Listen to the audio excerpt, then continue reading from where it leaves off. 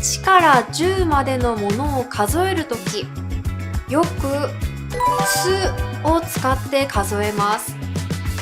この数え方は1から10までのいろいろなものに使えますが、大きすぎるものにはあまり使いません。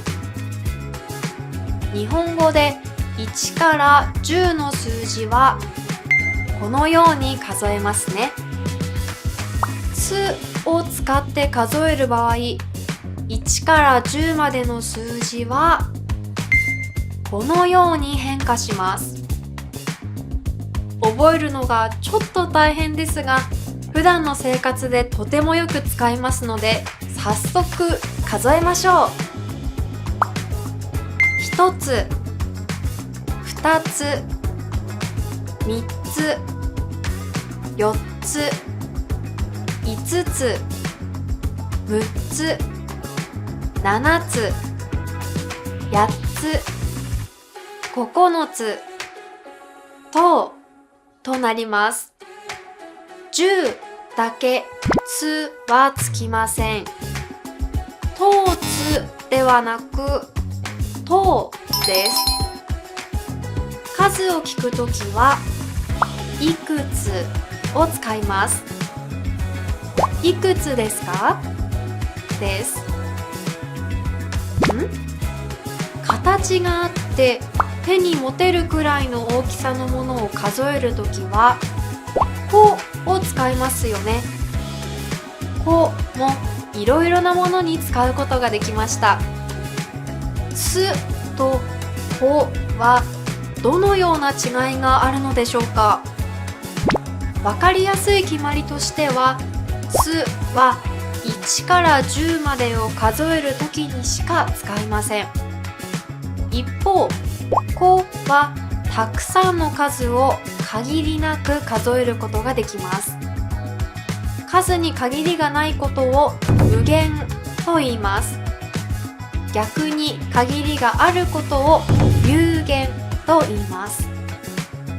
ですので、つの数え方は有限、そして個の数え方は無限ということができるでしょう。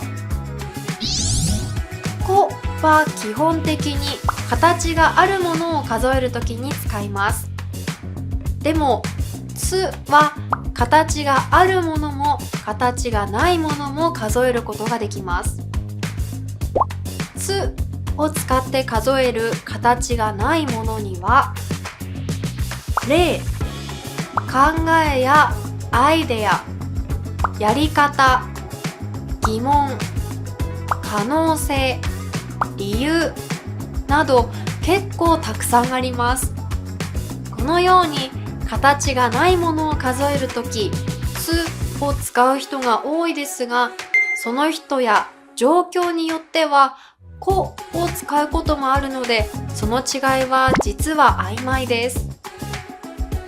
また、形があるものを数える場合は、つも個も両方使えることが多いです。例えば、りんごを数える場合、つも個も使えますし、意味は同じです。ただ、形があるものを数える場合につを使うと、少しだけカジュアルな印象を与える場合もあります。そして実は、つを使って子供の年齢を数えることもあります。年齢を聞くときは、何歳ですか？を使いますね。その他にも、おいくつですか？と聞くこともあります。